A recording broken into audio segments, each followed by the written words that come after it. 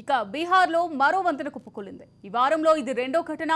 ఇటీవల నిర్మాణంలో ఉన్న ఓ వంతెన కూలింది. ఇప్పుడు బీహార్లోని సివాన్ జిల్లాలో గల గండక్ కాల్వపై ఉన్న వంతెన కూలింది. అయితే ఈ ఘటనలో ఎవరికీ ప్రాణనష్టం జరగలేదు. మహారాజ్గంజ్ జిల్లాలోని పటేది బజార్ మార్కెట్ను దర్భంగాలోని రామ్గఢ్ పంచాయతీతో ఈ వంతెన కలుపుతుంది. శనివారం ఉదయం ఈ వంతెన ఒక్కసారిగా భారీ శబ్దంతో కుప్పకూలింది.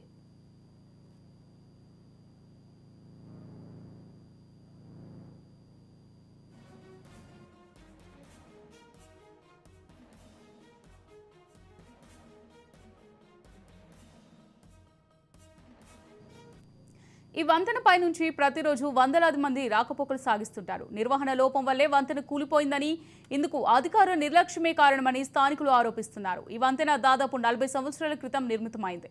ఇప్పుడు ఇది కూలిపోవడంతో గండక్ కాల్వ మీదుగా రాకపోకలు నిలిచిపోయాయి.